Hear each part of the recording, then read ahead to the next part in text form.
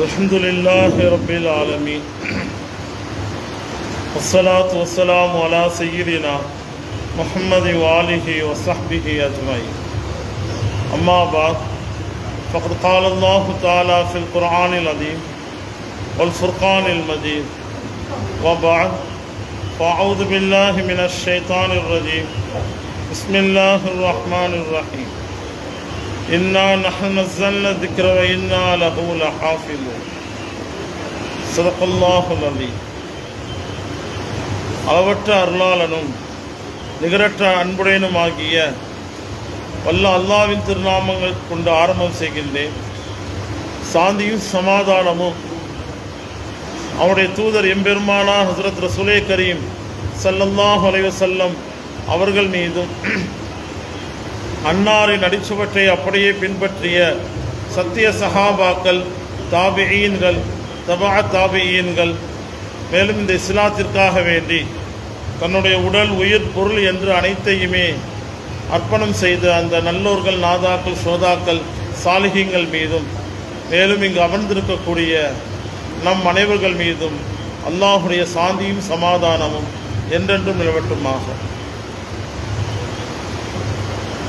கணித்திற்குரியவர்களே, அல்ஹம்துலில்லாஹ், ரமலானுடைய மாதங்களை, ரமலானுடைய 30 நோன்பை நாம் பரிபூர்ணமாக நாம் முடித்து அதற்கு அடுத்திருக்கக்கூடிய ஷவ்வால் மாதத்துடைய அந்த நாட்களிலே நாம் இருந்து கொண்டிருக்கின்றோம். பொதுவாகவே ரமலானுடைய மாதம் என்று சொன்னாலே குர்ஆனுடைய மாதம், குர்ஆன் இறங்கப்பட்ட ஒரு மாதம். அல்லாஹு தஆலா இந்த முழு உம்மத்துக்கும் கொடுத்த ஒரு மிகப்பெரிய ஒரு நியாமத் என்னவென்று சொன்னால், இந்த குர்ஆனை அல்லாஹு தஆலா நாயகம் ரசூலே கரீம் ஸல்லல்லாஹு அலைஹி வஸல்லம் அவர்கள் மூலமாக, அவர்களுடைய அந்த தொடர்பின் மூலமாக, அவர்களுடைய அந்த உம்மத்தாகிய நம் அனைவர்களுக்கும் அல்லாஹு தஆலா இந்த குர்ஆனுடைய அந்த ஒரு மிகப்பெரிய ஒரு பாக்கியத்தை அல்லாஹு தஆலா நம் அனைவருக்கும் கொடுத்துள்ளான். கணித்திற்குரியவர்களே,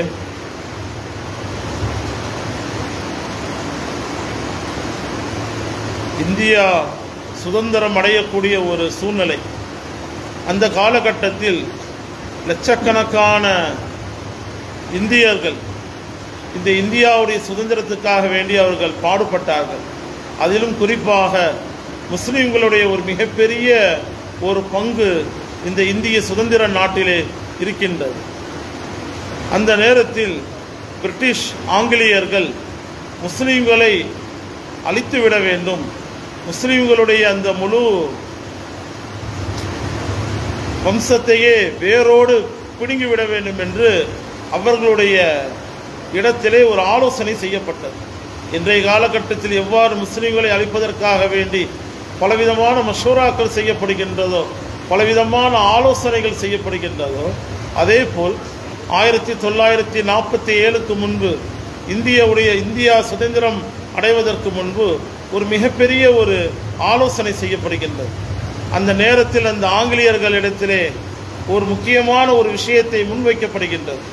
என்னவென்று சொன்னால், இந்த முஸ்லீம்களை அழித்துவிட வேண்டும் என்று சொன்னால், முஸ்லீம்களை வேரோடு நாம் பிடுங்கிவிட வேண்டும் என்று சொன்னால், அவர்களுடைய ஆரம்ப ஒரு பலமே அவர்களுடைய அந்த குர்ஆன் ஹதீஸ். அந்த குர்ஆன் ஹதீஸுடைய அந்த விளக்கத்தை, அது சம்பந்தப்பட்ட கிதாபுகளை நாம் அழித்து விட்டோம் என்று சொன்னால், முஸ்லீம்களுடைய முழு பலம் அதிலே சென்றுவிடும் என்ற அடிப்படையில் அவர்கள் ஆலோசனை செய்கின்றார்கள். உலகத்திலேயே 2வது மதரசாவான தாருல் உலூம் தேவ்பந்த் டெல்லியில் இருக்கின்றது, யூபி ஸ்டேட்டில் இருக்கின்றது.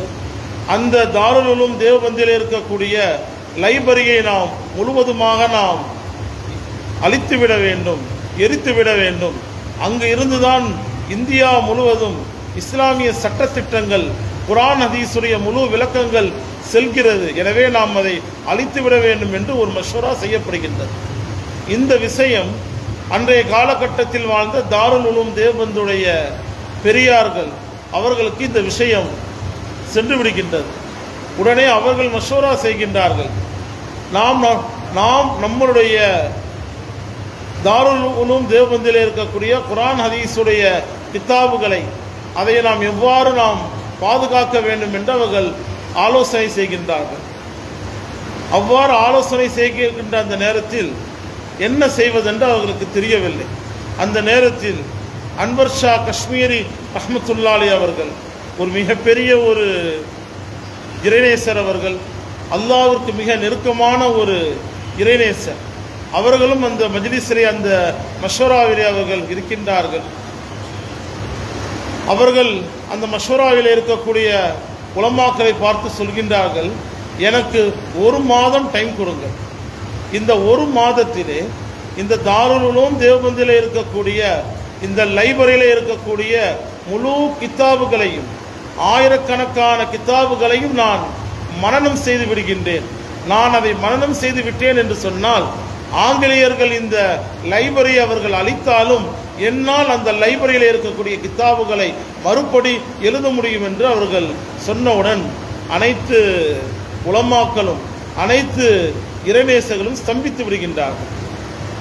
அந்தளவு ஒரு மிகப்பெரிய ஒரு மனன சக்தியை அல்லாஹு தாலா அவர்களுக்கு கொடுத்துள்ளான். அவர்கள் தங்களுடைய சக்கராத்துடைய அந்த நேரத்தில் அவர்கள் அழுகின்றார்கள். கூடியிருக்கக்கூடிய அவர்களுடைய மாணவர்கள் கேட்கின்றார்கள், ஹசரத் தாங்கள் ஏன் இவ்வாறு அழுகிறீர்கள் என்று. அந்த நேரத்தில் அன்வர் ஷா காஷ்மீரி ரஹ்மத்துல்லாஹி அவர்கள் சொல்கின்றார்கள், அல்லாஹ் எனக்கு ஒரு மிகப்பெரிய ஒரு மனன சக்தி அல்லாஹ் எனக்கு கொடுத்துள்ளான்.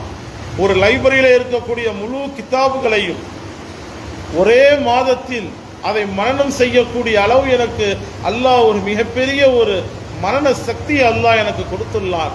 ஆனால் இந்த முழு குர்ஆனை மனனம் செய்யக்கூடிய ஒரு பாக்கியம் எனக்கு கிடைக்கவில்லை. நான் ஒரு ஹாஃபிஸாக இல்லை. நான் இந்த குர்ஆனை மனனம் செய்த ஒரு ஹாஃபிஸாக நான் இல்லை. கியாமத்துடைய நாளிலே அல்லாஹு தஆலா ஒரு அடியானை பார்த்து, நீ உன்னுடைய மனனம் செய்த அந்த குர்ஆனுடைய ஆயத்துக்களை ஓதிக்கொண்டே இரு. அவ்வாறு ஓதி நேரத்தில் எங்கு நீ அந்த குர்ஆனுடைய ஆயத்தை முடிக்கின்றாயோ அந்த இடத்தில் ஒரு உயர்ந்த ஒரு சொர்க்கம், உயர்ந்த ஒரு பதவியை உனக்கு தருவேன் என்று அல்லாஹ் தஆலா சொல்கின்றார். ஆனால் குர்ஆனுடைய ஒரு ஹாஃபிஸே குர்ஆனுடைய ஒரு பாக்கியம் எனக்கு இல்லையே என்று அவர்கள் வருத்தப்பட்டார்கள். கண்ணியத்திற்குரியவர்களே, நான் ஏன் இந்த சம்பவத்தை சொல்கிறேன் என்று சொன்னால், அல்லாஹு தாலா இந்த குர்ஆனை மனனம் செய்யக்கூடிய அந்த ஒரு பாக்கியம் அல்லாஹு தாலா எல்லா நபர்களுக்கும் அல்லாஹு தாலா அதை கொடுப்பதில்லை. ரமலானுடைய அந்த மாதத்திலே நாம் ஒரு ஹாஃபிஸுக்கு பின்பு நின்று நாம் தராவி சொல்கின்றோம். அந்த முழு குர்ஆனையும் கேட்கக்கூடிய ஒரு பாக்கியம் நமக்கு கிடைக்கின்றது. ஆனால் அல்லாஹு தாலா எல்லா நபர்களுக்கும் அந்த பாக்கியத்தை அவன் தருவதில்லை. அல்லாஹ் யாரை நாடுகின்றானோ, யாரை அவன் தேர்ந்தெடுக்கின்றானோ அவர்களுக்கு அல்லாஹ் அந்த பாக்கியத்தை அல்லாஹ் தருகின்றான். அதற்கென்று உலகத்தில் பல இடங்களில் அதற்குரிய அந்த அரபி சாலை மதர்சா என்று சொல்லப்படும் அந்த இடத்திலே அந்த மாணவர்கள் மன்னம் செய்வதற்கென்று தனி வகுப்புகள் இருக்கின்றது. அந்த இடத்திலே அவர்கள் அதனை மன்னம் செய்கின்றார்கள். நாம் நம்மளுடைய சில்சிலா நக்ஷபந்தியா வைசியாவுடைய அந்த சார்பிலே ஜாமியா தாருல் உலூம், ஜாமியா தாருல் இர்ஃபான் வைசியா என்ற ஒரு அடிப்படையிலே ஆரம்பமாக நாம் இந்த மதர்சாவை நாம் ஆரம்பத்திலேயே நாம் உருவாக்க வேண்டும்.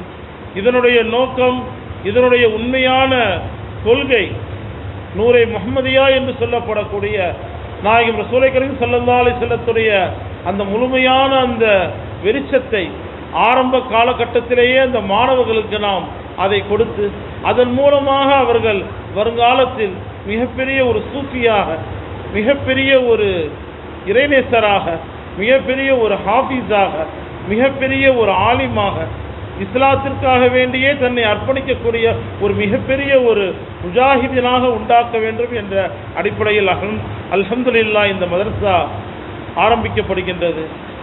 நான் மதரசாவில் ஓதக்கூடிய அந்த காலகட்டத்தில் என்னுடைய ஷேக் ஹஜ்ரத் முஹம்மது மாலிக் ரஹ்மத்துல்லாஹி அவர்கள் இந்த உலகத்தை விட்டு சென்று ஆலமே பர்சக் என்று சொல்லப்படக்கூடிய அந்த உலகத்திற்கு சென்று சுமார் 1 வருடம் பரிபூர்ணமாகிவிட்டது.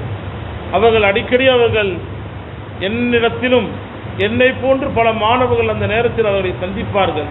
அப்போது அவர்கள் சொல்வார்கள், மதர்சாவில் ஓதக்கூடிய மாணவர்கள் மலக்குமார்களுடைய இறக்கையிலே அவர்கள் இருக்கின்றார்கள். அவர்கள் என்ன தவறு செய்தாலும் அல்லாஹ் அவர்களை மன்னிக்கின்றார்.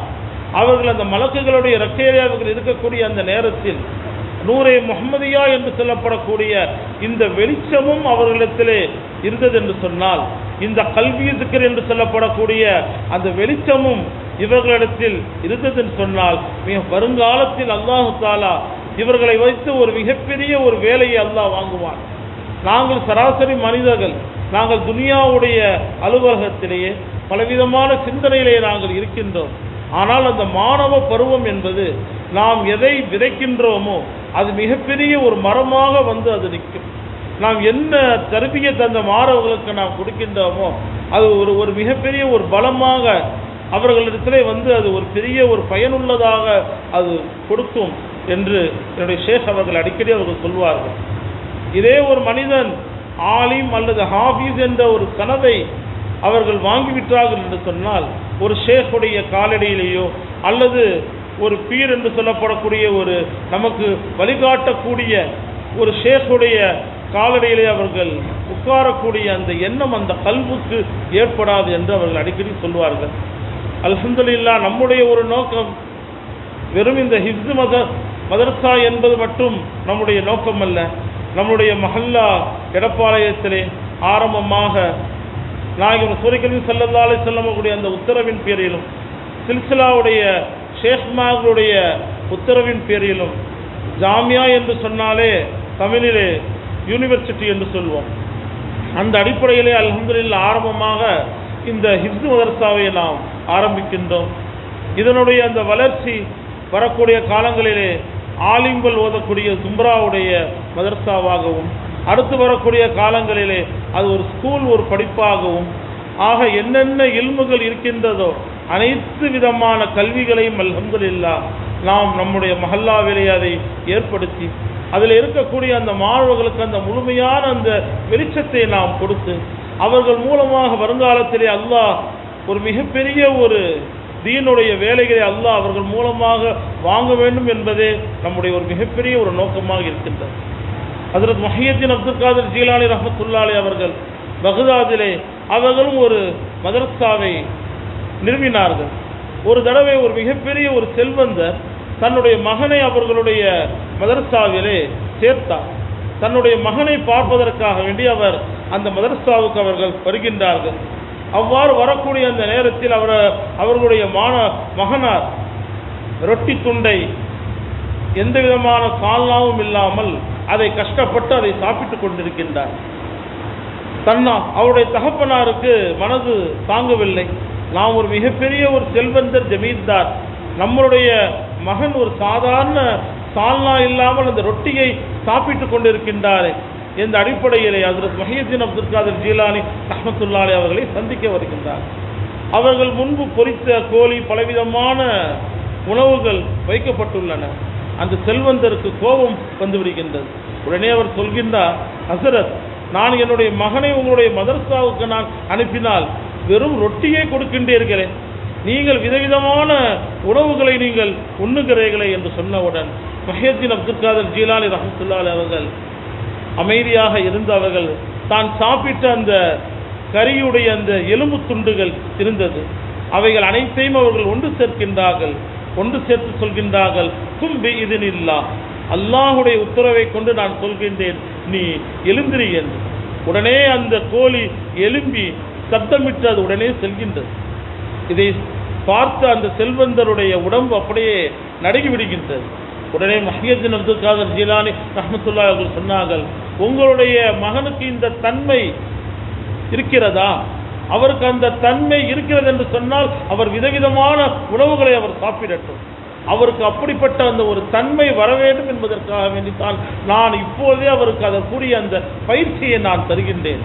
என்னுடைய மதர்சா என்பது குர்ஆனை மனனம் செய்வதற்கோ குர்ஆனுடைய விளக்கங்களை கற்றுக்கொள்வதற்கோ உள்ள ஒரு மதர்சா கிடையாது. மாறாக கல்வை பரிசுத்தப்படுத்துவதற்காக வேண்டி, கல்வுடைய வெளிச்சத்தை அதிகப்படுத்துவதற்காக வேண்டி, இந்த மாணவர்கள் மூலமாக முழு உலகத்திலும் தீன் கொண்டு செல்லப்பட வேண்டும் என்ற அடிப்படையிலே நான் இந்த மதரசாவை நான் நடத்துகிறேன். எனவே நான் தரக்கூடிய அனைத்து பயிற்சிகளும் வருங்காலத்தில் இவரை ஒரு மிகப்பெரிய ஒரு இறைநேசராக மாற்றும் என்று ஹஜ்ரத் வஹீதுddin அப்துல் காதர் ஜீலானி ரஹ்மத்துல்லாஹி அவர்கள் சொன்னார். கணித்துக்குரியவர்களே, குர்ஆனுக்கு நாம் பார்த்தோம் என்று சொன்னால் 2 லட்சம் விளக்க உரை இருக்கின்றது. உலகத்திலே இந்த குர்ஆனுக்கு 2 லட்சம் தஃப்சீர்கள் எழுதியுள்ளார்கள். உதாரணமாக அல்ஹம்துலில்லாஹி ரப்பில் ஆலமீன், ஈர் உலகத்தையும் படைத்த அல்லாஹிற்கே எல்லா புகழும் என்ற இந்த ஒரு ஆயத்திற்கு 2 லட்சம் தஃப்சீர்கள் இருக்கின்றது. 2 லட்சம் கிதாபுகள் இருக்கின்றது. 2 லட்சம் விளக்க உரைகள் இதற்கு இருக்கின்றது. இதையெல்லாம் எழுதியவர்கள் யார்? பொதுவாகவே ஒரு மனிதர்கள் மதரசாவிலே வந்து அவர்கள் இல்மை கற்றுக்கொள்கிறார்கள் என்று சொன்னால் கிதாபை பார்த்து அதனுடைய அந்த விளக்கங்களை அவர்கள் கற்றுக்கொள்கின்றார்கள். ஆனால் யாருடைய கல்விலே அல்லாஹ் அந்த வெளிச்சத்தை தருகின்றானோ, யாருடைய கல்விலே அந்த நூரை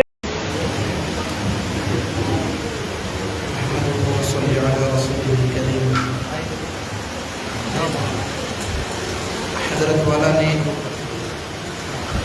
एक कुरान करीम की आयत तिलावत फरमाई, उसके बाद में हज़रत वाला ने तफसीली बयान फरमाया, जिसको मैं बहुत ही मुख्तसर पेश करूँगा। ये हज़रत वाला का हुक्म है।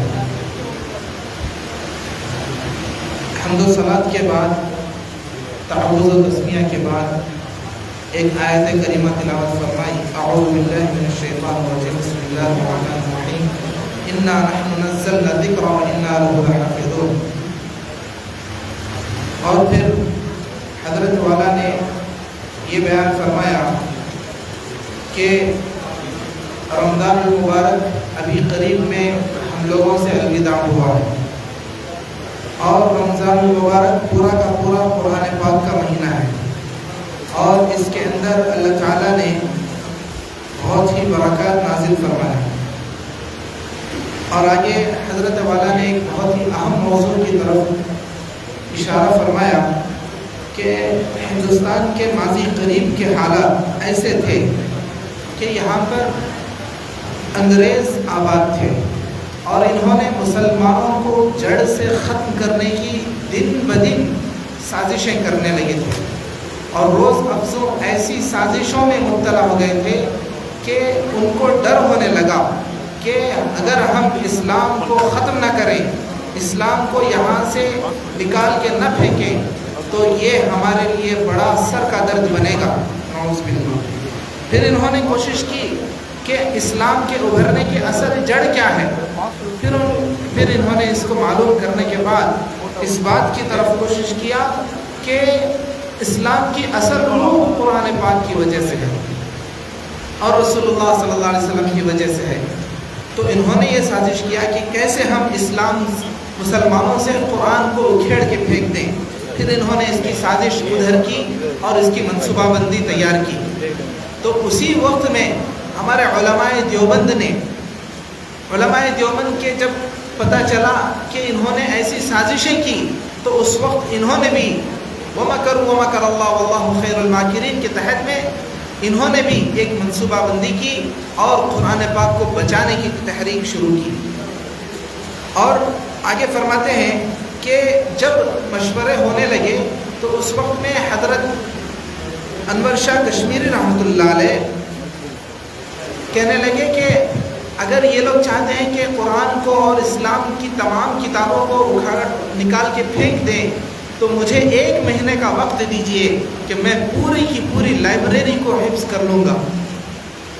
और आगे एक बहुत ही अहम नुक्ते की तरफ इशारा फरमाया कि हज़रत अनवर शाह कश्मीर रहमतुल्लाह अलैह ने कहा कि मैं पूरे लाइब्रेरी को याद कर लूँगा, लेकिन अफसोस कि मैं कुरान पाक को हिफ्ज़ नहीं कर सका।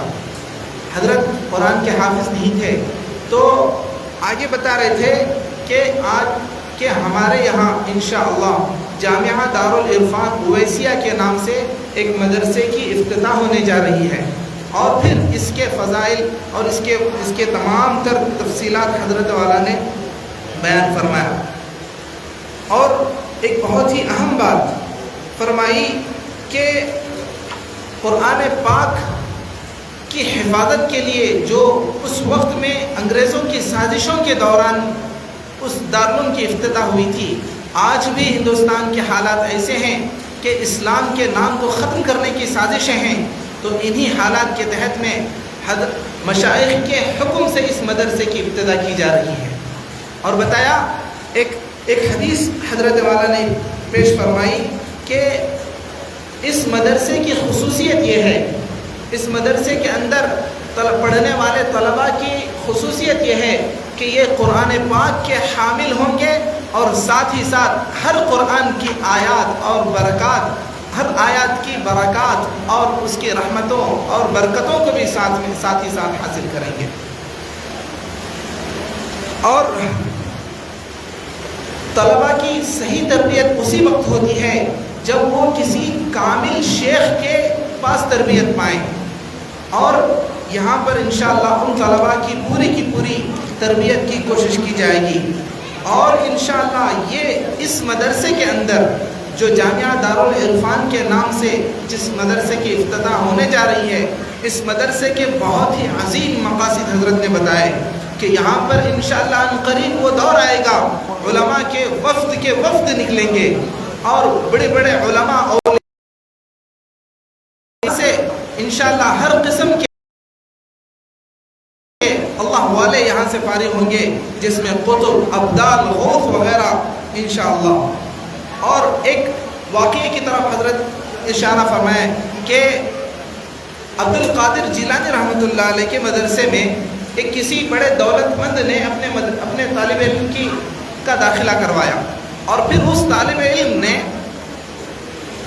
اس دولت مند نے کچھ دنوں کے بعد اپنے بیٹے کی زیارت کے لیے گیا، تو دیکھا کہ سوکھی موکھی روٹی کھا رہا ہے کہ جو زندگی میں کبھی بھی اس نے نہیں کھائی تھی۔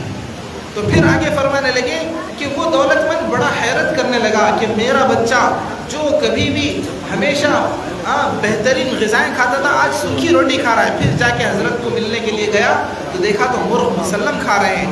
تو پھر اس کے بعد میں حضرت سے ارشاد فرمانے حضرت سے عرض کرنے لگا، حضرت آپ تو بڑی بہترین غذائیں کھا رہے ہیں، میرا بچہ سوکھی موکھی روٹی کھا رہا ہے۔ تو اس وقت میں حضرت نے فرمایا کہ جانتے ہو یہ کیوں کر رہا ہوں؟ پھر حضرت نے کہا قم باذن اللہ، ساری ہڈیوں کو جمع کر کے کہا کہ قم باذن اللہ، تو وہ مرغی ترخراتی ہوئی زندہ ہو کر کے چلی گئی، اور یہ حضرت کی کرامت تھی۔ تو پھر کہنے لگے کہ جب تمہارا بچہ اس لائق ہو جائے گا کہ اس لائق بن جائے گا، تو پھر وہ آرام سے وہ خود بھی اس طریقے کی غذائیں کھا سکتا ہے۔ یہ اس دن کے لیے ہم تیاری کر رہے ہیں، اور یہ اس کی پسائی کا دور ہے، محنت کا دور ہے، مشقت کا دور ہے کہ آج زمین میں لالا بوئے گا تو ایک دن اس کا نتیجہ آئے گا۔ تو خیر بہرحال آگے ارشاد فرمایا کہ قرآن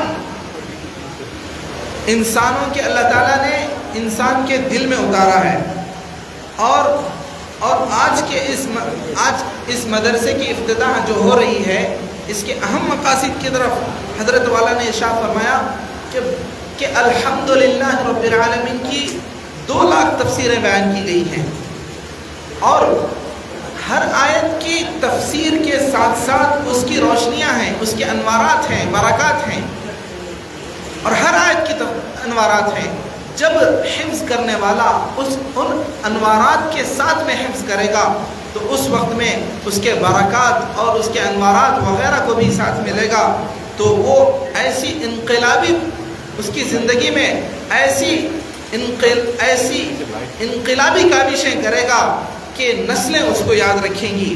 تو اسی لیے ضرورت ہے اس بات کی کہ یہاں پر ایسے مدرسے کے اندر ہم سبھی حضرات جو بھی سن رہے ہیں، جو بھی حاضر ہیں، جو بھی آن لائن دیکھ رہے ہیں، ان سب سے حضرت ارشاد فرما رہے تھے کہ یہ سب اس بات کی کوشش کریں کہ ہم اپنے اعزاء، اقارب وغیرہ کو یہاں پر داخلہ کرنے کی کوشش کریں کہ وہ طلباء داخل ہوں اور یہاں سے نور نبوت کو حاصل کریں، قرآن کے ساتھ ساتھ قرآن کی برکات کو حاصل فرمائیں۔ اور قرآن کی برکات یہاں پہ دیگر مقامات کے بالمقابل یہاں پہ بہت زیادہ ہیں، وہ حضرت نے اس کی توجیہ بیان فرمائی، اور ایک واقعہ بیان فرمایا کہ حضرت ابوبکر صدیق رضی اللہ تعالیٰ عنہ ایک رات میں پوری رات سوئے نہیں، اور ان کو کہیں سے قرآن پاک کی تلاوت کی آواز سنائی دے رہی تھی. دیکھا تو کوئی نہیں ہے لیکن تلاوت ہو رہی ہے. پھر صبح میں اٹھنے کے بعد رسول اللہ صلی اللہ علیہ وسلم نے ارشاد فرمایا کہ کیا اے ابوبکر کیا تم سوئے نہیں؟ فرمانے لگے کہ اے اللہ کے نبی صلی اللہ علیہ وسلم میں سویا نہیں, مجھے پوری رات قرآن پاک کی آواز آ رہی تھی. تو فرمایا کہ تمہارے پاس یہ آواز اس فرشتے کی تھی جو تمہارے پاس بال رکھے ہوئے ہیں, میرے بال یعنی میرے منہ مبارک رکھے ہوئے ہیں, سر کے بال تمہارے پاس رکھے ہوئے ہیں, داڑھی کے سر کے بال تمہارے پاس رکھے ہوئے ہیں, اس کی برکت سے اللہ تعالیٰ نے وہاں پر ایک فرشتے کو مقرر فرمایا جو ہر دم پوری رات تلاوت کرتا رہا. تو پھر اس تلاوت کی برکت سے وہ تم قرآن پاک کی آواز سن رہے تھے. تو فرمایا کہ یہاں پر دیگر مقامات کے مقابل یہاں پر انوارات کی برسات ہوگی. اس کی وجہ یہ ہے کہ ماشاءاللہ اسی بنیاد کے احاطے میں منہ مبارک موجود ہیں, تو یہاں پر انوارات اور فرشتوں کی برکات ہوگی. یہ حضور پاک صلی اللہ علیہ وسلم کا ابھی ارشاد ہے کہ جہاں پر میرے اعضاء ہوں گے یا میرے جسم کی کوئی چیز ہوگی وہاں پر فرشتوں کی بہتات ہوگی, فرشتوں کے فوج در فوج ہوں گے. تو اسی لیے یہاں پر انشاءاللہ ہر قسم کے انوارات یہاں پر پائے جائیں گے. اور ہم حضرت والا نے بہت ہی اس کے ساتھ ہم لوگوں کو ارشاد فرمایا کہ ہم یہاں پر پوری کوشش کریں کہ یہاں پر اپنے طلباء کو داخلہ کروائیں, اور حضور اقدس صلی اللہ علیہ وسلم کی نظر جہاں پر ہو وہ جگہ سرسبز ہو جاتی ہے اور پوری دنیا سور پھونکنے پر تباہ ہو جائے گی, لیکن میرے اور آپ کے آقا جناب محمد رسول اللہ صلی اللہ علیہ وسلم کا روزہ صحیح سالم رہے گا. اور بھی بہت سی باتیں حضرت والا نے پیش فرمائی. اس وقت میں چونکہ